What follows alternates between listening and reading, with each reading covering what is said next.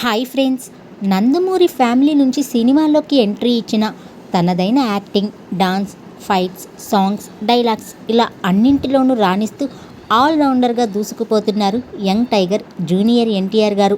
ఇలా సుదీర్ఘకాలంగా తనదైన చిత్రాలతో సందడి చేస్తున్న అతడు ఈ మధ్యకాలంలో వరుసగా హిట్లు కొడుతూ దూసుకుపోతున్నారు.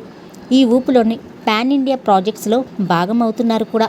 ఈ నేపథ్యంలో తాజాగా ఎన్టీఆర్ గారి గురించి సీనియర్ నటుడు కోట శ్రీనివాసరావు గారు సంచలన వ్యాఖ్యలే చేశారు. ఒకప్పుడు వరుస పరాజయాలతో ఇబ్బంది పడిన జూనియర్ ఎన్టీఆర్ గారు టెంపర్ అనే మూవీతో మరోసారి హిట్ ట్రాక్ ఎక్కిన విషయం అందరికీ తెలిసిందే. అప్పటి నుంచి వరుసగా నాన్నకు ప్రేమతో, జనతా గ్యారేజ్, జై లవకుశ, అరవింద సమేత వీరరాఘవ, RRR వంటి హిట్ మూవీస్ని కూడా అందుకున్నారు. ఇలా డబుల్ హ్యాట్రిక్తో తన రేంజ్ని పెంచుకున్నారు. వరుసగా హిట్స్ మీద హిట్స్ కొడుతూ దూసుకుపోతున్న జూనియర్ ఎన్టీఆర్ గారు ఇప్పుడు పాన్ ఇండియా స్టార్గా మారారు. ఈ ఉత్సాహంతోనే ఇప్పుడు ఆయన దేవరా అనే మూవీలో నటిస్తున్నారు. 2 పార్ట్స్గా రాబోతున్న ఈ movie first half part September 27వ తేదీన విడుదల కాబోతోంది. వచ్చే ఏడాదిలోనే ఈ మూవీ సెకండ్ పార్ట్ కూడా రాబోతుందని తెలుస్తుంది. దేవరా మూవీని ఇప్పటికే దాదాపుగా పూర్తి చేసుకున్న జూనియర్ ఎన్టీఆర్ గారు ఇది పట్టాలపై ఉండగానే బాలీవుడ్లో వార్ 2 అనే మూవీని స్టార్ట్ చేసేశారు.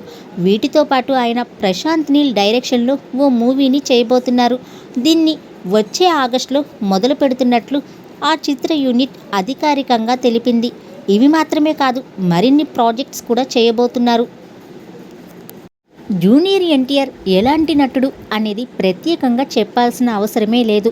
ఆయన టాలెంట్ గురించి సామాన్యులతో పాటు సెలబ్రిటీస్ కూడా పొగుడుతూ ఉంటారు.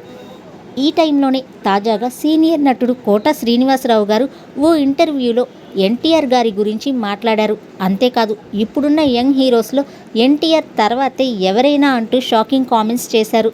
తాజాగా ఓ ఇంటర్వ్యూలో కోట శ్రీనివాసరావు గారు మాట్లాడుతూ ఇప్పుడున్న యంగ్స్టర్స్లో కొద్దో గొప్ప విషయం ఉండి సత్తా ఉన్నవారిలో జూనియర్ ఎన్టీఆర్ ఒకరు. నా ప్రకారం వాడి తర్వాతనే ఎవరైనా. రామారావు గారు పిచ్చోడేమీ కాదు, విషయం ఉన్నోడు కాబట్టే వాణ్ణి ఒళ్ళో కూర్చోబెట్టుకుని బొట్టు పెట్టి మరీ పేరు పెట్టారు అంటూ ఆసక్తికరమైన విషయాలను చెప్పుకొచ్చారు.